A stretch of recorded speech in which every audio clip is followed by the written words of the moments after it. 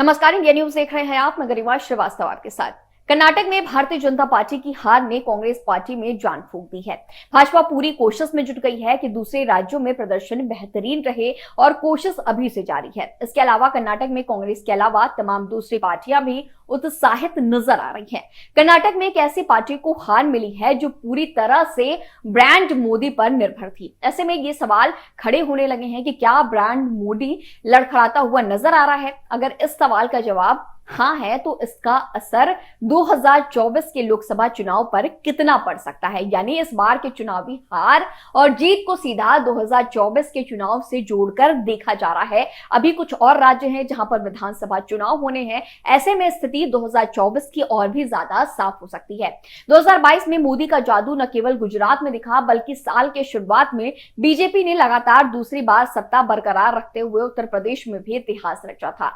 साल 2022 में 5 राज्यों में विधानसभा चुनाव हुए और उन चुनावी नतीजों में बीजेपी एक साथ 4 राज्यों में अपनी सरकार बनाने में कामयाब रही। यूपी में योगी आदित्यनाथ की सरकार दोबारा से सत्ता में आई। गुजरात में भी बीजेपी ने सरकार बनाई। उत्तराखंड में भी बीजेपी की वापसी हुई। पंजाब में केजरीवाल की पार्टी ने कांग्रेस और बीजेपी का सफाया कर दिया। गोवा और मणिपुर में भी मोदी मैजिक चला और बीजेपी सत्ता में लौट आई। साल 2022 4 राज्यों के चुनाव में बीजेपी की जीत के लिए जाना गया, लेकिन 2023 के कर्नाटक विधानसभा चुनाव ने तस्वीरें बदल दी। ऐसे में सवाल खड़े होने लगे हैं कि क्या 2024 के लोकसभा चुनाव में पीएम मोदी का जादू चल पाएगा या फिर नहीं।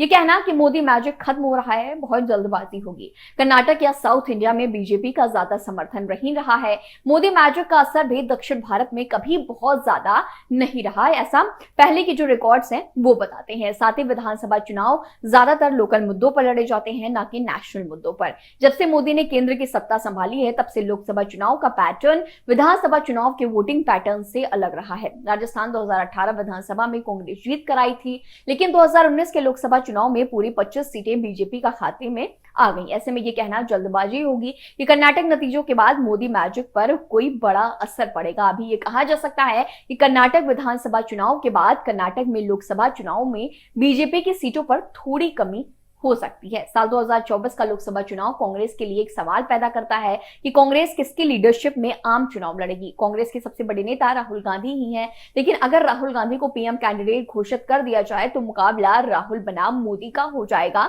जो बीजेपी के पक्ष में और कांग्रेस के खिलाफ जा सकता है। इसका नतीजा 2019 में देखा जा चुका है। हालांकि कांग्रेस का दावा है कि भारत जोड़ो यात्रा के बाद कई राज्यों में, खासकर दक्षिण में, राहुल गांधी के पक्ष में माहौल बन चुका है, लेकिन सिर्फ दक्षिण में एक पार्टी के जो पक्ष में माहौल बना हुआ है उससे लोकसभा चुनाव में आम चुनाव नहीं जीता जा सकता।